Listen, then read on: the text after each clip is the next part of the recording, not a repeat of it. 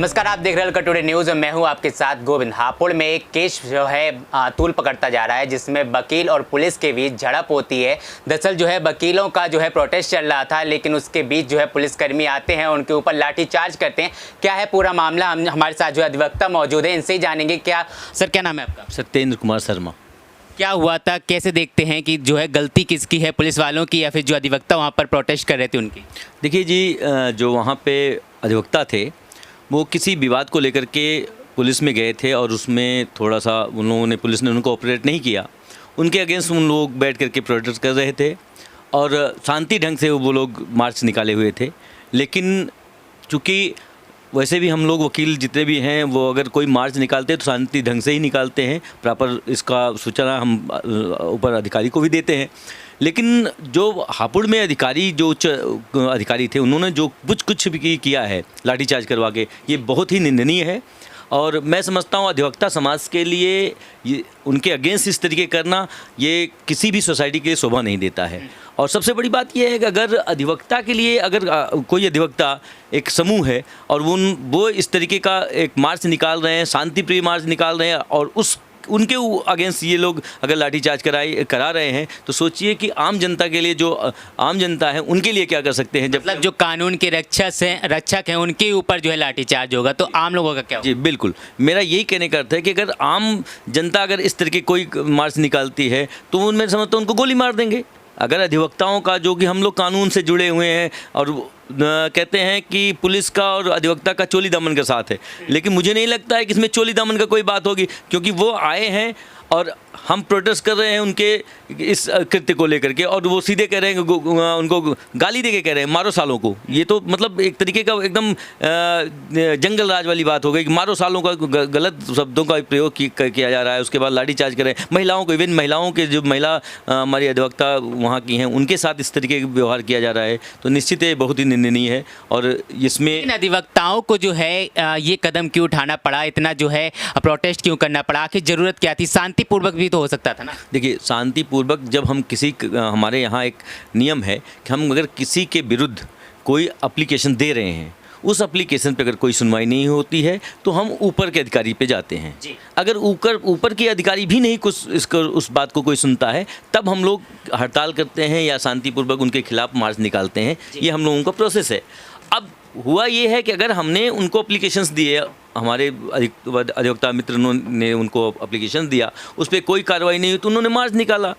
ठीक है, हम हड़ताल पे जाएंगे या आपके खिलाफ हम प्रोटेस्ट करें, लेकिन इसका मतलब ये तो नहीं है कि हम आपके खिलाफ प्रोटेस्ट करेंगे और आप हमारे ऊपर लाठीचार्ज कर दें। ये तो कहीं शोभा तो नहीं देता है, ये कहीं कानून भी नहीं है। तो और ये तो वही वाली बात होगी, हमारे खिलाफ आपने किया तो मैं आपको मारूंगा। ये कुल मिला के ये इनका ये रवैया रहा है। लेकिन वो तो कह रहे हैं कि गुंडागर्दी हो रही थी, वहाँ पर माहौल बिगाड़ने का काम चल रहा था। कोई भी एक वीडियो दिखाएं कि माहौल बिगाड़ने का काम कर रहे थे। और एक अधिवक्ता समाज माहौल कभी बिगाड़ता नहीं, वो माहौल बनाता है। माहौल बनाने के लिए हम हैं, बिगाड़ने के लिए नहीं है। और अगर इस तरीके का एलिगेशंस वो लगा रहे हैं तो दिखाएं ना कि कौन से अधिवक्ता थे जिन्होंने तोड़फोड़ किया, कौन से अधिवक्ता हैं जिन्होंने लाठीचार्ज किया या गाली गलौज किया। ये तो सारी गाली गलौज जितनी भी वीडियो है सब पुलिस वालों का आ रहा है, लाठी मार रहे हैं, लेडीज़ को लाठी मार रहे हैं, ये तो सारी वीडियो हैं। तो वो उनका कहना तो ये तो औचित्यपूर्ण नहीं है ना। ये तो सीधी आप लोगों के पास कोई हथियार वगैरह कुछ भी नहीं था, निहत्थे थे आप? नहीं, बिल्कुल निहत्थे थे। कोई हथियार कोई अधिवक्ता हथियार लेके आता है? वो तो पेन ही एक हथियार होता है अधिवक्ता का। अधिवक्ता का सिर्फ हथियार अगर कोई है तो पेन है, और पेन के ही मार हम लोग करते हैं। लेकिन अगर उस तरीके के हमारे ही कचहरी में आकर के हम बैठे हैं और कोई कार्रवाई कर रहे हैं और उस पर कोई हमला कर रहा है, तो ये तो बहुत ही निंदनीय है।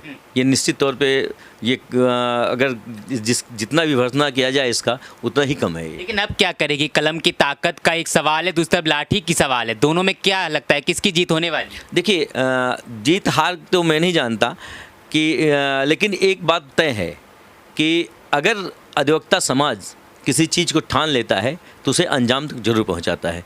और निश्चित तौर पे है कि अंजाम, हालांकि अभी उन लोगों के खिलाफ FIR हुआ है, लेकिन FIR भी जो प्रॉपर सेक्शंस है उसको लगे नहीं हैं। और मैं तो ये सरकार से, उत्तर प्रदेश की सरकार से मांग करूंगा कि FIR लाज होना अलग चीज़ है, लेकिन उसमें जो भी दोषी क्या नाम है पुलिस वाले हैं, चाहे वो एसपी हों या डिप्टी एसपी हों, दरोगा हो, जो भी हैं, उनके खिलाफ कड़ी से कड़ी कार्रवाई होनी चाहिए, जिससे एक मैसेज जाए, समाज को एक मैसेज देना चाहिए। योगी आदित्यनाथ जी से भी मेरा यही निवेदन होगा कि एक इस तरीके का उनके साथ जो भी अधिवक्ताओं के साथ इस तरीके जिन पुलिस वालों ने किया है उनके खिलाफ एक कड़ी कार्रवाई जरूर होनी चाहिए, जिससे मैसेज जाना जरूरी है और लोगों में कानून का एक जो भय है वो होना चाहिए। नहीं तो ये एकदम से मैं समझता हूँ अगर इस तरीके कोई कार्रवाई नहीं तो लोगों का अपना विश्वास कानून से उठेगा।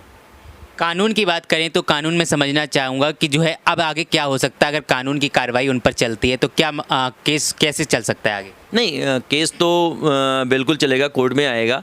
कोर्ट में उनके खिलाफ अगर एफआईआर लॉन्च हुआ तो उनको कोर्ट ही आना पड़ेगा और कोर्ट से ही उनको रेमेडी मिल सकती है और कोर्ट में वो अपना प्रॉपर बेल कराएं और जितने लोग हैं और उनको कोर्ट में आना पड़ेगा। लेकिन मेरी एक सजेशन है अपने अधिवक्ता समुदाय से कि जिन लोगों ने इस तरीके कृत्य किया है उन लोगों से के खिलाफ कोई भी अधिवक्ता उनका केस ना लड़े। ये मेरी अपने समुदाय से मांग जरूर है कि कोई भी अधिवक्ता उन दोषी जो पुलिसकर्मी हैं उनका केस न लड़े, जिसे उन्हें भी पता चले कि हाँ अधिवक्ता समाज है क्या।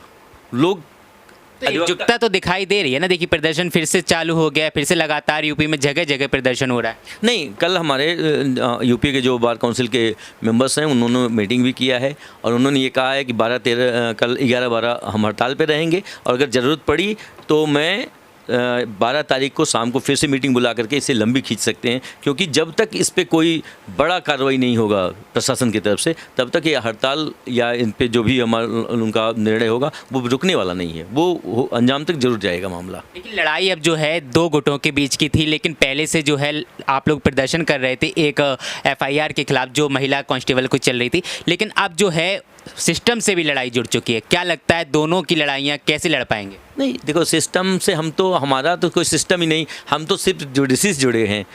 देखो हम कानून के रक्षक हैं, हम कानून के भक्षक नहीं हैं, हम कानून से ही चलेंगे।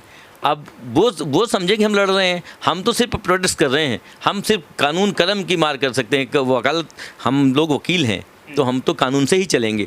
कानून में जो प्रक्रियाएं हैं, जो क्रियाकलाप हम वही करेंगे, उस क्रियाकलाप के माध्यम से ही उनसे लड़ा जाएगा। बाकी हम लाठी डंडे और बंदूक गोली का मार तो हम लोग करते नहीं हैं। लेकिन पुलिसकर्मियों से भी तो लड़ाई चल रही है ना, इस लड़ाई में बता रहा हूँ। नहीं, पुलिसकर्मी ने जो किया है वो तो सीधे सामने सबके आ चुका है, उनके खिलाफ एफआईआर लॉन्च हुआ है और यही हम लोगों का मांग है कि उनके खिलाफ जो भी एफआईआर लॉन्च हुआ है उन सब के ऊपर तगड़ी कार्रवाई की जाए, ये हम लोगों की मांग है। तो अभी तक क्या लगता है कि एफआईआर हो चुकी है, क्या अभी तक यूपी सरकार जो है उस पर संज्ञान नहीं ले पा रही? क्योंकि जो है योगी सरकार ने भी कहा है कि जल्द से जल्द संज्ञान ली जाए और जांच कमेटी बिठाई जाए और जांच की जाए।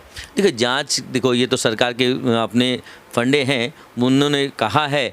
अब मुझे लगता है योगी सरकार ने कहा है तो कुछ ज़रूर करेंगे, ऐसा मतलब भरोसा है? नहीं, भरोसा है बिल्कुल। देखो कानून के जो भी कानून का राज होगा वहाँ पे भरोसा तो करना ही पड़ेगा, और नहीं होगा तो फिर कानून के तो हम लोग जानकार हैं, दूसरे नियम निकालेंगे, दूसरी तरीके से कानून का वो करेंगे, लेकिन इस तरीके छोड़ने वाले नहीं हैं। तो आगे क्या करेंगे? अगर दूसरी तरीका, कौन सा तरीका? नहीं, दूसरा तरीका यही है कि अगर नहीं होगा तो फिर जो हाई कोर्ट है, सुप्रीम कोर्ट है, लोअर कोर्ट से जो अधिवक्ताओं को भी कोर्ट जाना पड़ेगा। जाते ही हैं, बिल्कुल जाएंगे। कोर्ट क्यों नहीं जाएंगे? कोर्ट अधिवक्ता भी तो कोर्ट से ही बना हुआ है, सब जज भी कोर्ट से बने हुए हैं, अधिवक्ता भी कोर्ट से बने हैं।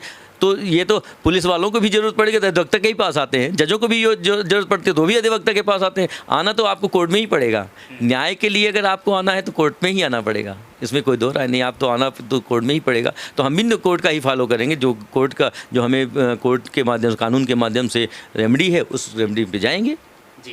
बहुत बहुत धन्यवाद हमसे जुड़ने के लिए। तो इनका कहना है कि जो है अधिवक्ताओं की अगर मांग पूरी नहीं की जाती है तो कोर्ट का दरवाज़ा भी एक खटखटाएंगे, लेकिन लड़ाई ऐसी चलती रहेगी जब तक जीत हासिल नहीं होगी। आपकी क्या राय है पूरी वीडियो को लेकर कमेंट बॉक्स में ज़रूर बताएं।